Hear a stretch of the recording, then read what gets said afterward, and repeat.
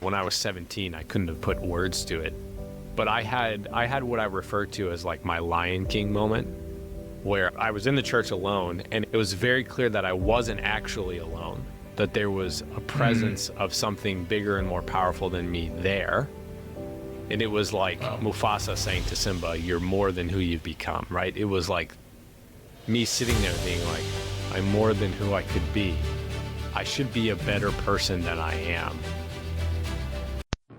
Welcome to the Hey Brother podcast, where Catholic men share about real struggles. I'm Nick Clooney, your host, a Catholic psych mentor and the founder of Crafted for More, a mentorship practice dedicated to helping men live more radically free lives. Each week, I sit down with a man to hear his story about how brotherhood has shaped him, the struggles he's facing, and where he wants to grow. In addition to our weekly interviews, I share conversations with my brother Mitch. Subscribe and follow so we can walk this journey together. We want your help to build a stronger, authentic Catholic brotherhood. Hey everybody, welcome back to another episode of the Hey Brother podcast. Today I'm joined by guest Jack Beers from the Catholic Mentor. He went through the same program I went through with Catholic Psych, and we had another Catholic Psych mentor on, trained mentor, Bobby. That was probably like a couple months ago at this point. And Father Sam too. So you're the third Catholic Psych partner coming into the Hey Brother podcast. Standing on the shoulders of giants, you know? Exactly. Yeah. But it's good to have you here. It's good to have you on the podcast. How did you hear about Catholic Psych in the first place? I may have heard that story at one point in time, but I feel like it's maybe worth a story to share here. Yeah, it's kind of crazy. I'm happy to be on the Hey Brother podcast. I love it. It's great. So in 2013, I had graduated college, and I had started at a nonprofit in New Jersey where I lived, and my friend was like, "Hey, you should check this out. Like, have you seen this? There's this guy who's doing Catholic family and individual therapy, and he's like based out of New York, Connecticut. Like, this guy seems like he's doing cool stuff. Like, we should look into this." Because the ministry that we were working with involved families and marriage in particular. And so it was like, okay. And I was in charge of programming and stuff. He's like, you should check them out. And so I like filed it in the back of my mind, and I never actually did anything or reached out to Catholic Psych at all for that particular ministry. The next ministry I worked with, my second week there, the person I was working with was working on a marriage preparation program, and she was like, okay, I can't find any professors to do the marriage inventory. You know, when couples, when they're engaged and they do like a questionnaire to see how compatible they are and how on the same page they are relative to all the different things that you should be on the same page about before you get married. She's like, I can't find someone to create an inventory that can then explain why we're asking these questions and all these different things. And I was like, I might know someone. And so I connected her with Catholic Psych, and Dr. Greg ended up coming to the ministry and creating the marriage prep program. So it's Dynamic Catholic's marriage prep program. The inventory is developed by Dr. Greg Bottaro, and interesting. And the explanation of the questions and the challenges that might present themselves in the marriage relative to the answers, also explained by Dr. Greg. And my wife did the project management for that particular program, so she got to know Dr. Greg in and through that experience. And at the same time, I was sort of going through sort of like a personal transition. And so I was like, man, it was an existential moment. I was like, I should maybe try and talk to someone. And I talked to Teresa. For like 4 or 5 months. Teresa was my mentor for about 4 or 5 months. And then the situation resolved itself, thankfully. and then got to know Dr. Greg that way, and then we became friends. That's awesome. That's awesome. Yeah, I think I knew nuggets of the story, like here and there, just from the times we've interacted in the Catholic psych world together. But it's cool to hear the timeline of it. And I maybe want to go back, because like one of the things I love to do with the podcast is hear like guys' stories. Like, okay, a lot of guys that I interview are doing cool things in the Catholic Church, or like have good Catholic community, and that's what we dive into, talk about eventually. But a lot of times it's like, where does that actually start? Like, was your aspirations from like being a kid, like I want to go work for Catholic ministries and then, do that my whole life, or what was that like? Well, my dad is Jewish and my mom's Episcopalian, and I was bar mitzvahed at 13. So I had no Christian aspirations or anything resembling that. People used to tell me that I would make a great rabbi, so there was like some spiritual possibilities there, I suppose. But no, Is there much like as push in the Jewish community as there is the Catholic community for like the priesthood? Like, hey, you would be you're a young man, you should be a priest, right? You get that like across the board in Catholic circles, but yeah, no, there were some similarities in that there would be, like at my bar mitzvah, there were several older women who were like, you read Hebrew really well, and you're fairly charismatic for an awkward 13-year-old. Like, you should consider being a rabbi. And my mom was like really intent on me having a spiritual life, so she kind of piggybacked, like she would piggyback on that. But I went like a few years without anybody actually saying anything, and it was all like talent based. Like it wasn't necessarily like, wow, like you love God and you're deeply passionate about sharing God with other people. I was a practical agnostic in the sense that I never thought about God.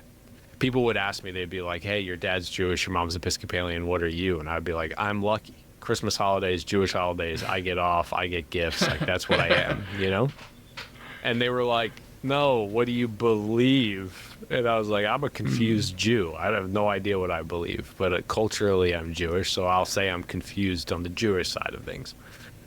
And then everything changed when I met a girl who was deeply devout and Catholic, and who was like, yeah, if you want to be with me, one of the most important people in my life, the most important person in my life is Jesus. So you should come with me to Mass, and you should experience that. And I was 17 or 18 the first time I ever heard the Gospels, ever saw a crucifix, ever saw anybody genuflect or receive communion. So I went the first 17 years of my life without really hearing the gospel in any capacity. Wow. That's wild. And then so then and then that changed. That changed. Now you do the Catholic thing. So yeah. Was that like you became Catholic because of that relationship, or was it kind of like the seeds and then the Catholic faith came down the road? Yeah, I had pretty much the first, in my memory, it was the first Mass I went to. I had a profound spiritual experience, and it was, I can put words to it now in retrospect about what happened, but when I was 17, I couldn't have put words to it. But I had what I refer to as like my Lion King moment, where I was I was like in the church alone. I was in the church alone, and it was very clear to me while I was there. It was very clear that I wasn't actually alone, that there was a presence of something bigger and more powerful than me there, and that I was completely aware for the first time in my life that I wasn't who I could be. And it was like Mufasa saying to Simba, you're more than who you've become, right? It was like me sitting there being like, I'm more than who I could be. I should be a better person than I am. And there's something here beckoning me. And it was like bizarre and uncomfortable, but also it was a deep hook. Like I'd never felt anything like that before, and I have never felt anything like that since, except in the context of being in a Catholic church. And so that was like the hooks were in me. The relationship didn't work out, and then I was a non-Catholic serving as vice president of Catholic campus ministry, going to mass 4 to 6 times a week. Wow. At 19, 20, and 21. Wow. With no intention of converting. Or as Peter Crave would say, with no intention of being fulfilled, as he has described to me. Being fulfilled. Yeah. Was he a convert? Peter Creve? Yes. Yeah. Okay. Yeah. I've heard bits and pieces of his story, but I wasn't sure. Well, the one time that's I met him, I was like, "Hey, I'm like you. I'm a convert." He's like, "What'd you convert from?" I was like, I was bar mitzvahed. I was Jewish." He's like, "You didn't convert." I was like, What were you? What did I do? Tell me what I did. He's like, "You were fulfilled." And then he just like walked away. And That's awesome. yeah. Yeah. That's good. You were fulfilled. Yeah. Yeah. That's interesting because it's like, so like here you are like kind of immersed in the Catholic culture with the working a Catholic job or for a Catholic organization, and the seeds are there. What was holding you back? Like why did it take as long as it did to actually jump in and be like, hey, this is what I wanted. This is where I feel like I'm called to. Yeah, it was a major point of conflict in my family. I had disobeyed my parents or done things my parents weren't happy about, but it was always like I came back in line. I never drew a line that was like, you don't want me to do this thing. I think you're wrong. I'm going to go do this thing anyway. Like that had never, ever happened in my life and in my relationships and with my parents in particular. So it was a big divide, and I was really wrestling with the relationship with my earthly father and my heavenly father. And I wanted to please both. And I couldn't figure out how to please both. I had to say no to one of them. And it was enormously painful. It was 1 foot in and 1 foot out. And it was incredibly difficult and incredibly painful. And I did not want to disappoint either father. Yeah, that's a terribly hard place to be. Like I can't imagine, like, so I'm cradle Catholic, grew up Catholic, and so the whole concept is like, my dad was Catholic, so I'm going to be Catholic. Never had to wrestle with that, but I think a lot of guys out there, whether that's faith related or otherwise, probably wrestle with that at some point where you hit that wall where mom and dad want one thing for my life, and I feel like I want something different, and that could be a relatable feeling, but this sounds like it carried a lot of weight. Like were the fears like, if I convert to Catholicism, will I ever talk to my dad again, or was it that big of a deal? It was as close. My dad's dad did that to him, and my dad was like, I'm never going to do that. It was more like you tell your best friend that you might betray him. And your best friend is like, please don't. And you're like, okay, I'm going to think about it for 2 years. Well, and then I'm going to decide to betray you. Now, I don't feel like I betrayed my dad, but I do think that there was like a degree of betrayal that was felt there, right? So it's like that. And you know, I was just writing about this, and ended up doing like a little bit of a video on it. But one of the things I'm trying to create within myself that's at the level of instinct in the hopes that I can teach my children to do the same thing. It is to ask a really countercultural question. And the question is like, God, what do you want? Not what do I want? And we do this in small things really well as a culture. We're like, it's a big deal in my household with my 5-year-old and my 3-year-old to brush their teeth every night. It's like a surprise every night. They're like, I have to brush my teeth. Okay. Are you kidding? Like, Yeah. we do this every night, guys. Every night we do this. I don't know why you're... Yeah. Like we teach children with basic things. Like, when you come home, you have to wash your hands. Oh, no. Like, my kids lose their minds when they have to wash their hands. And I'm like, yeah, you have to wash your hands. And I don't let them consult what they want. Because if they consulted what they wanted, they would eat cheese and fruit and chocolate every meal and never brush their teeth or wash their hands or go to bed. They would never do any of those things. But we like teach our kids really well. Like, you got to do things you don't want, and your desires aren't the best people to consult, right? Like I've been on the earth longer than you. I know that if you don't brush your teeth will fall out, and you'll be in a lot of pain, and it'll be really bad. So I'm going to have you do something you don't want to do because it is good, it is true, or it is beautiful, right? Like, it is good for you. And so we do this in small things, but then we get to big things, and we're like, do you want to go to college? Do you want to marry this person? Do you want to be an engineer?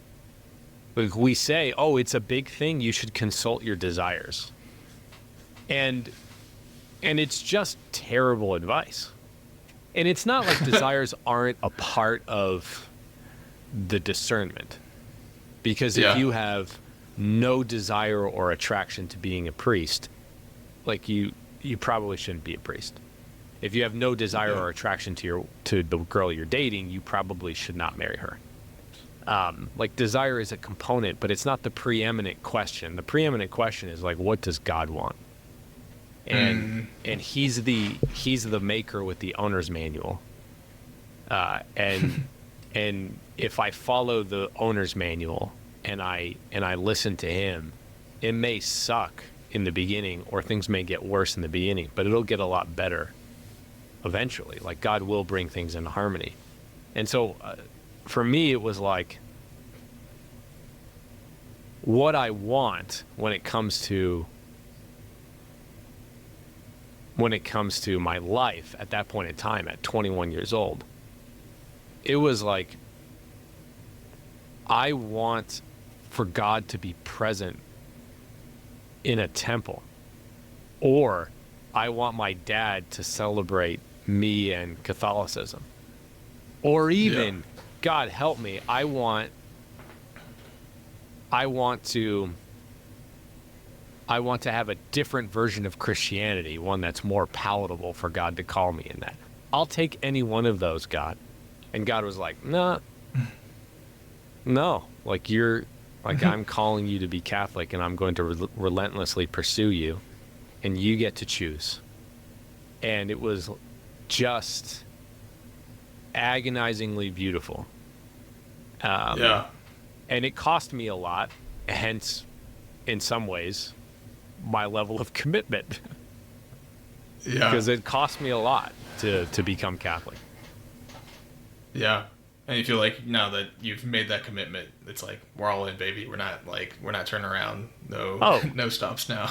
Oh, yeah. I mean, it's like, yeah, a part of me died for this. Yeah. So I'm not relenting. And God keeps showing up. Like, God keeps showing up in the context of a Catholic Church in a way he's never shown up anywhere else. So, like, he's remained very faithful to me in this. He's like, it's going to be hard, but I'm never going to leave you. And he never has. Yeah, that's something that always strikes me about like men's stories that I've been like blessed to hear with this podcast is like guys make radical choices, and every time like God shows up. Maybe not in like the like one for one way that we expect him to, but like the number of guys who come on and share like, yeah, and then I made a leap and I jumped and then God showed up. And like, wow, like that's providence at hand, and it's a beautiful thing. Have And you it's ever good to hear read? that's like Yeah, have you ever read uh, A Severe Mercy? my wife has. I have not. Yeah. It like became a cult classic for our generation, like before you get married. Like so many Catholics Okay. read A Severe Mercy. But the guy who writes it, he and his wife convert to Christianity in the book, and then he ends up converting to Catholicism. The way he describes it is he's like he had an encounter with the Lord, and then he's discipled by C.S. Lewis. Like he's brought along in the Okay. faith via C.S. Lewis, personally, through letters and then interactions with him.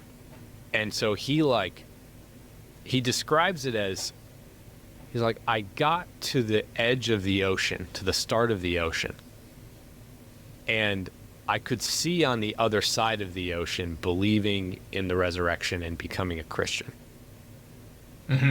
Um, and so I look forward and I'm like, it's impossible for me to leap and make the jump logically and get to the place where I land in Jesus rose from the dead and I'm going to devote my life to him.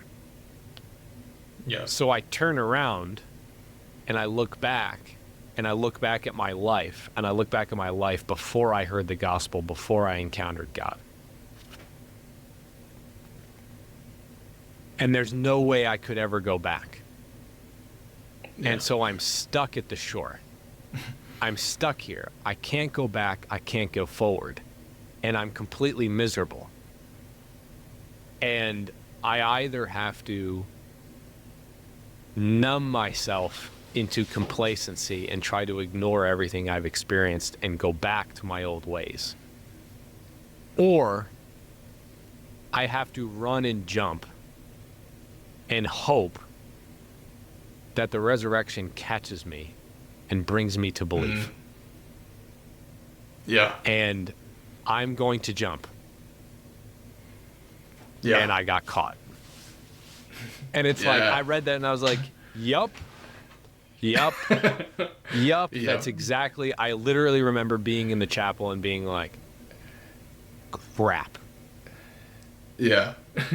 I believe. And there's a duty and a responsibility to that belief that I have to live up to, and I don't want to. Yeah. Man. I think that's like characteristic of the masculine heart across the board. I think it's resonating with me a lot just hearing that. It's like you get to that point and it's nice to use the analogy because that's a specific analogy from Severe Mercy that you're using there. Yes. Yeah, okay. Yep. It's nice to use that like analogy, and it makes it a little linear, right? Like where you make that jump once and you're good to go. But it's like even listening to it now, where it's just like this, you're choosing constantly to jump, and not that like it's always a choice. Like sometimes you're being carried by the Lord's providence and you're receiving consolation and life's great, but like it happens time and time again. And I think particular for the man's heart, like such a masculine perspective in that, because it's like I choose what I once knew, like my perspective, like what I wanted, or do I choose what is true? And like there's the sacrificing of like letting go of my preference, letting go of what like I think is the best, and yielding or receiving or accepting like what is the best. And it's hard for guys, hard for men to do. Like, you know, we're programmed to be operate in our own compartments, our own compartmentalized world, and like head down, get the work done. Like I've had a couple guys come on who describe themselves as get shit done guys, He said it in a cleaner way. I'm trying to remember the clean way that that he said it, but I'm like, yeah, that's the masculine heart. You get your head down and you go, you do the thing, you listen to yourself and you try to make yourself happy, and eventually you fail, and then you hit that decision point on like, am I actually going to pursue something that will make me happy, or something that is going to leave me wanting? And it's just resonating with my heart a lot, and I'm thinking men who are listening to this like can gain a lot by chewing on that imagery of like, here I am on this edge. Yeah, one of the things that I want to ask about though is to go back to the desires that you were talking about, and like particularly with your kids, training them to like turn from these passions and then towards truth. There's a nuance there though, right? Because I feel like there's an opposite end of the spectrum where people don't pay attention to their desires at all, and that gets people into trouble a little bit. Yes. No, it is what you want is not the primary question of life, and it's not the primary North Star.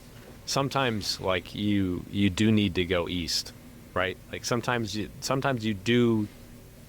True north is pointed to by like, what is God's will? But the follow-up question is like, how do I know God's will? And desire is one of the ways that God operates through it, right? So my son loves airplanes. You're in the Dayton area, and we have been to the Air and Space Museum there so many times. He wasn't even 3 yet, and he was spending hours at that museum in love with airplanes. And there's just, kids go through phases, they go through different experiences, right? Like when my son was born, it was like once he started to play with stuff, it was like cars and then buses and then an ambulance and then back to buses. Airplanes has been a steady obsession, and it is innate. Like there is an innate calling within him, operating through his desire for him to pursue deeper knowledge of airplanes. And it's like God does work that way, right? God does give us our gifts and talents. God does give us our desires. And once our desires are put under the discipline of prayer and put in the context of sacraments, our desires can really lead us to good places. But when our desires aren't disciplined by the blueprint of what makes us happy and what brings us fulfillment and helps us reach our potential as human beings, when they're not under the discipline of the life and teaching of Jesus, they can lead us into a lot of different negative directions. But once they're under the discipline, desire is really, really important and really, really good. And you shouldn't get married if you don't desire your bride. Like if you are in work that is really, really draining you, and you have the ability to pursue work that is a meeting of your passions and responsibilities, like that is a really good thing. It's good for you. It's good for the world, right? But desire is not the end all be all. Love is not exclusive to desire. Sometimes love is a choice without feelings, or love is something that conquers desire, right? In simple ways too, right? Like my wife will be like, do you want to go upstairs and like grab my hair thing before we go? No, I don't want that. But like, I love you, so yes, I will go do that. Like, and I don't put that on her. Like, yeah, sure, honey. But if I think about what's actually happening within me, no. My desire is to be selfish and stay down here and say, get your own dang hair thing, right? Like, that is my desire. But love can triumph that and do it. So there's, yes, desires are important, and repression of desire and repression of the way that God moves through desires can be really unhealthy. So is following it undisciplined. It is a wonderful advisor and a horrible tyrant. Horrible tyrant. So as long as it's in the role of Yeah. advisor, we're good. If it's in the role of leader, it becomes a tyrant and it'll ruin your life. Yeah, I like that. The role of tyrant versus advisor. It's good stuff. I think. Yeah, because it's like, yeah, when I think about it, it's like we're built for happiness, and I feel like when you can hear that, like, if we just follow our desires, it could lead to troubled waters, and we've experienced that, like most guys have, right? If we just follow a single desire, one too many beers, we're drunk, or I have sexual desire, so I'm going to use porn or masturbation, right? Like, if we follow the desires without any sort of tethering, like, it leads to troubled waters. But at the same time, it's like there's something deeper that we're created for that is going to fulfill every one of our desires. And it's like, it's almost like, how can we see that what we desire is, like, there's something good there, but it's not the fulfillment, right? It's not actually what is going to bring us ultimate fulfillment, like, not the deepest desire felt. There's a C.S. Lewis quote out there. I'm going to butcher it because I don't know it off the back of my head. I might have quoted it in a couple of episodes so far, but it's like, there's a desire to be thirsty. Or there's a thirst, right? So there's water. There's a desire for food, so there's food, hunger. There's a desire for sex, so there's sex. And he's like, there's a desire for the afterlife, and therefore there's an afterlife. And so he really speaks to that element of, like, there is fulfillment in it. But yeah, I love, like, the whole advisor. Advisor is good. Tyrant means you're going to end up, like, being subject to them, and all of a sudden you've made that desire, that good thing, a god, and it's not actually the thing that will bring you fulfillment. So I appreciate you going into that. It's a nuanced thing. Yeah. What you said reminds me of, I'll give a secular version of this. Okay. Oh man, I don't know why I'm blanking on his name, but there's a great keynote address, or what's it called when you graduate? Yeah, that's a good question. The ceremony. Valedictorian? The person who gives the speech at a graduation who wasn't a student. Like, they'll bring in, like, a guest speaker. And I don't know right. Like Denzel Washington is your commencement address speaker.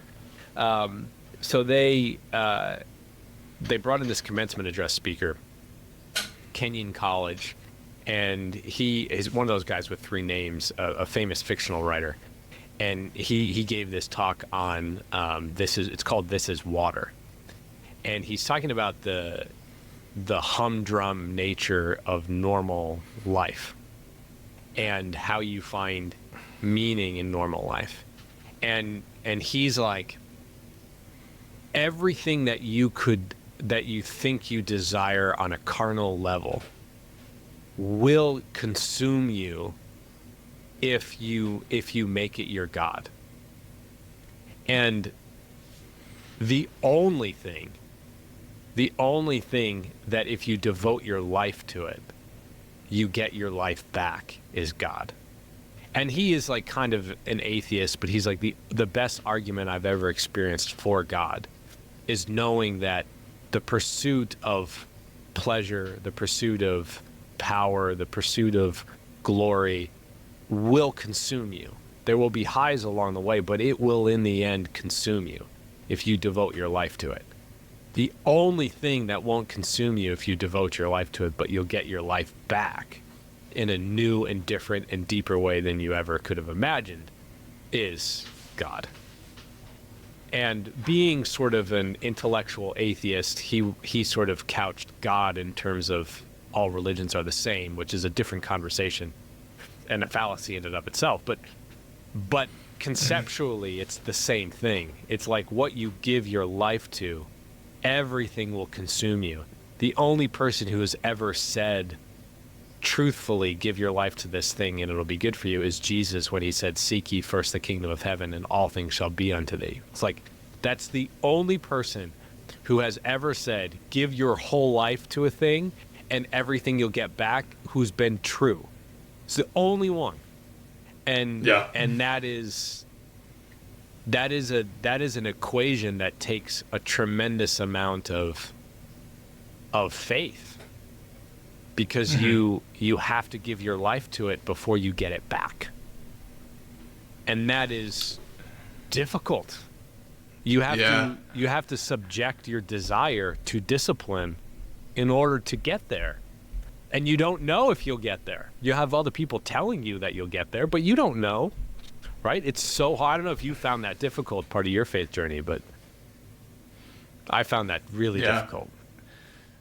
Well, yeah, it's like there's a guy that my wife and I follow who talks about farming and like renting before you buy, right? Like this whole process of like, you really want to do prospecting. You want to figure out like if you can actually like do, because the homesteading trend is like one of those things out there. Right. My wife is all on board. Oh, nice. But That's great. The guy we listen to is like, you want to rent before you buy. You want to test it out. You want to like go and see like, can you actually take care of, you know, chickens if you're taking care of chickens, and like actually enjoy that work. Like, is this, or like not even like enjoy it all the time, but like, is this a sacrifice you're willing to make? Like, there's this calculation that you can do by renting, but it's like what you're saying with the faith. It's like, you can't rent. Like, you can't rent before you like jump in. like there's no like give back in that. Like, you actually have to like trust that like, I'm gonna make this. I'm gonna go and give myself, and then that's when you start to see the Lord move. It's like if you're reserving, if you're like holding back a little bit, like you're gonna run into a wall where it's like I'm not satisfied. It's like, right, yeah, there's a limit. Part of you, yeah, right. There's a limit. Yeah, you can only get to the shore, right? If we push that analogy further, like God can bring you up to a certain point in your dabbling, but there's a boundary there. There's a boundary that can only be crossed with an act of confident faith, which can be really attractive, in particular to a man, because it takes unbelievable courage and fortitude and strength to be like, I'm going, in the face of everything that's happening and what other people desire and what other people look for and the standards that are set by the culture, in the face of all that, I'm going to do this crazy thing. Yeah. And it's beautiful, but I mean, it takes a lot of grit to accomplish that. Yeah. Yeah, it's like, hard, but worth the hard. And one of the things you asked me about was like, what are you passionate about, in the preamble to this? And I was thinking about it because I have a lot of answers to that question. It's like, well, what are we talking about?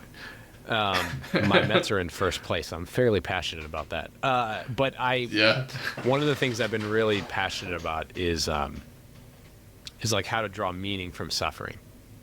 So I have a number of people I'm working with. I'm sure that you've experienced this as well, where it's like the circumstances aren't going to change.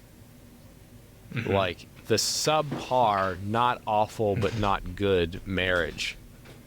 Like the spouse is going to continue to be the spouse. Like the circumstances aren't changing. They're applying to new jobs, but they're not getting any new job. They're still in the same old terrible job.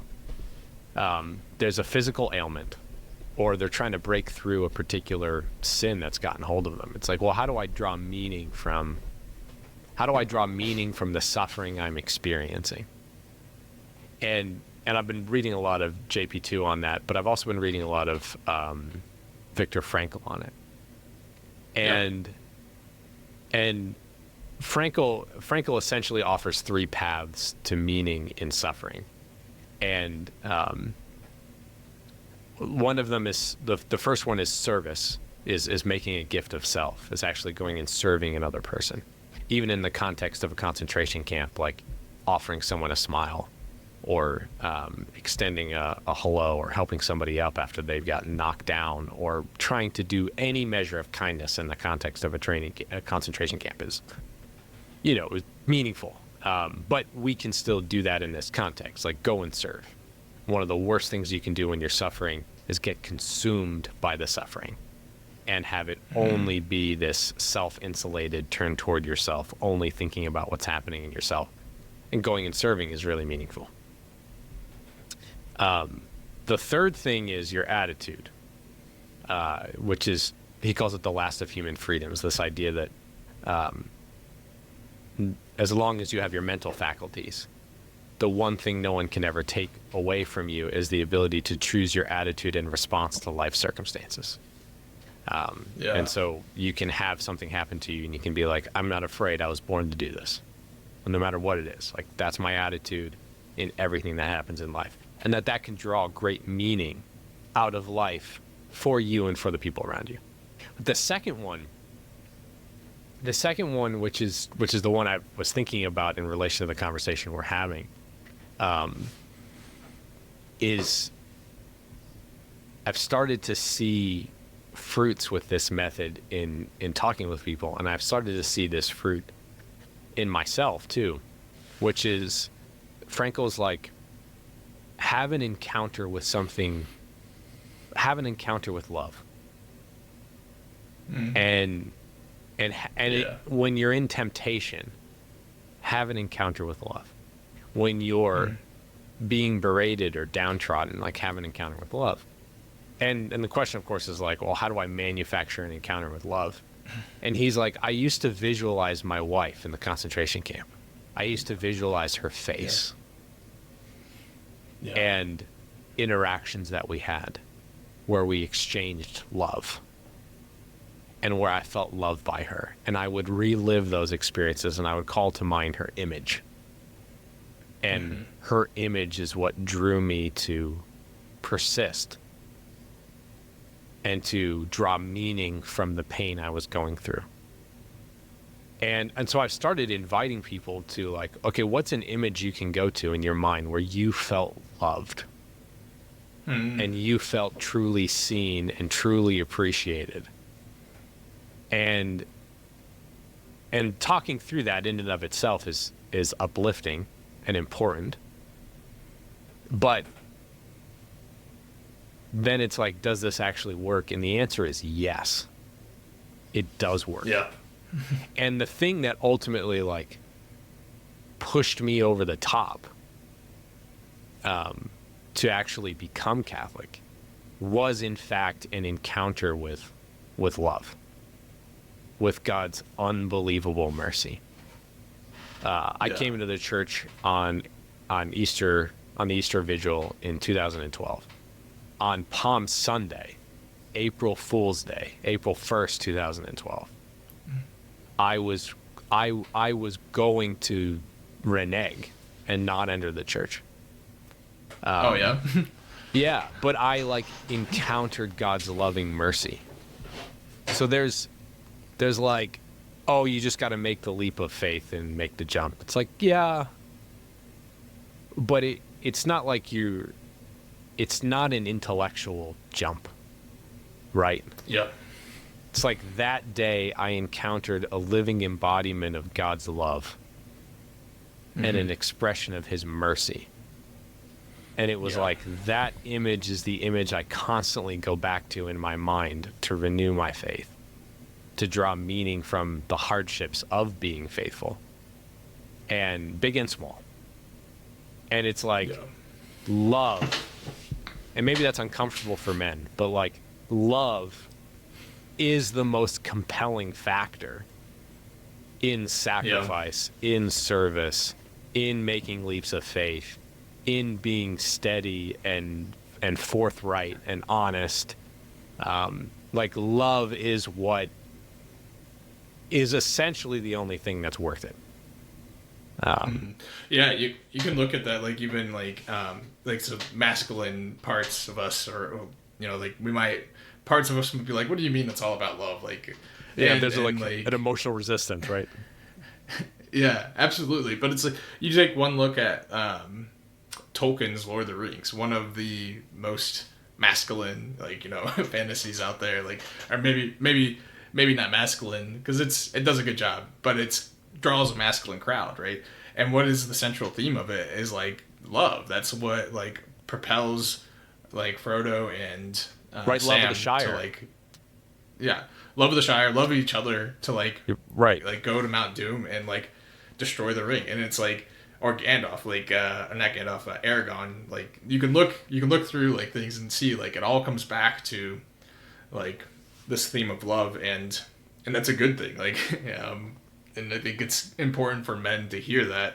And I'm glad that you like stated as matter of factly as that. Like it comes back to love. That's what our lives like gives life meaning. And like we can't, like the intellectual side of things gets us so far. Again, like the shore analogy is great. It's like it gets us to that place, but at some point you have to do the beholding. You have to be able to like encounter. You have to be able to choose.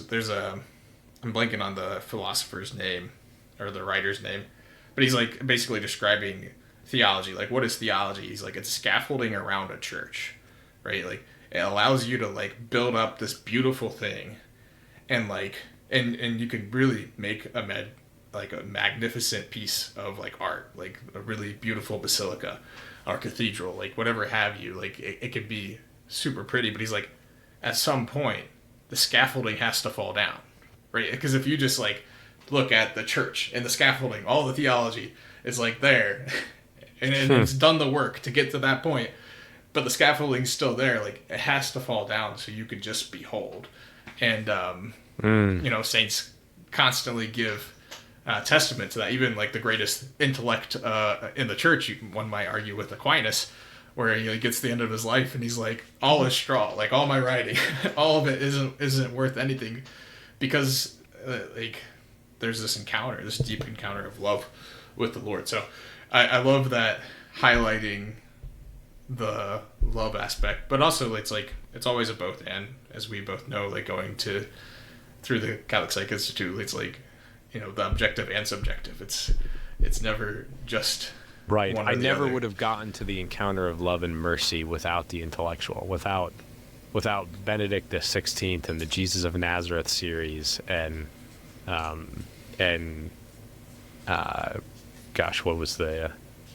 what's the C.S. Lewis book where he goes to heaven?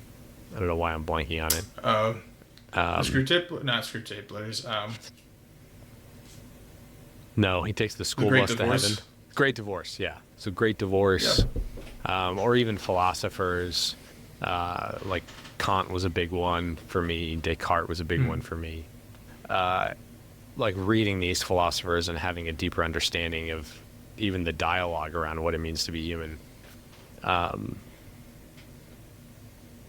All those things, I would never have gotten to the threshold of faith without those things, without some of the intellectual obstacles. But the actual full-bore commitment was like, I may actually be loved, and there may actually be nothing I can do about it. I may actually just be loved, and that love isn't on the cutting room floor at all. And it may actually be true that if I was the only person on earth, Jesus would have come and died for me anyway. Like that may actually be true. That may not just be tropes. That may not just be like things that people say. It may actually be a lived reality, and I might have just experienced it. And it's like that famous quote from Gandhi, where he's like basically, I would have become a Christian if I ever met one. Which is another way of saying, like, I would have become a Christian if I ever encountered the love of God. If I ever actually had an encounter with the love of Jesus, if somebody actually made the invisible God visible to me, I would have become one. Yeah, man, that's fantastic. And I think it's so true, right? Like, I think it's so true. Yeah. Like, the concept of it being in and through people. Jesus, a person, embodiments of Jesus and other people in fellowship, in friendship. They're essential. Other people are essential. Yeah. There's a reason he created humans, and that's a mystery, a topic unto itself. Right. I want to, and we're getting close to time here, but I want to do a couple things. One, I want to give you a chance to talk about like what you're doing with the Catholic Mentor and share about where people can find you. But before you jump into that, maybe real quick for a few minutes, kind of shifting gears. Tell me about like what is it that either like one you want to grow in as a man, or something that you would encourage Catholic men with today, or maybe both. Yeah. So one of the things I've been struggling with is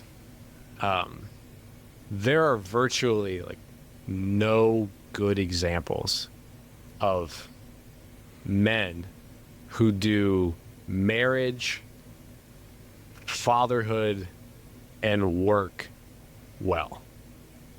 Like there are so few examples of it. You look in the scriptures, there's of human people, of like purely human people. There's one, it's Joseph, and he doesn't say anything. So it's kind of hard to garner like how he did it and what his insights are into succeeding at it. But everybody else has like a fatal, not even if it's not a fatal because of God's redemption, but like a major flaw. Mm-hmm. And one slips. You know, like David was a really, really good king. He made a big slip marital wise, and then ended up being like, to a lot of his kids, a terrible father. But man, was he a great king and like a great lover of God. But he not so good in some of these areas, you know. Even Abraham, like Abraham became a good father. Like eventually he got there. But for most of the story of Abraham, like he was not good at all three. He was bad at it. So it's like he's the father of nations. So we could pull up some saints, like Louis Martin could be one. Like we could pull up some saints or some people who conceivably did all three well. Mm-hmm. But I've sort of been on, like personally, I've been on this journey of trying to understand that I can't balance all three and be excellent at all three at all times. I do have to go down and get work done and not be a present father for chunks of the day. But when I leave work, how do I leave work? Like leave work and be fully present to my kids. And when my kids go to bed, all the while I'm trying to be a good husband, but like how do I create enough energy and capacity to like be present and hold space to my wife for her to be able to experience her day and share with me her day and feel emotionally connected? Like how do I do all those things? And how do I do it in a way that like honors God and fulfills my daily religious duties as well? Like how do I accomplish that? So that's sort of the thing that I've been really wrestling with. And what I would encourage men to do is like, for a long time, especially in the context of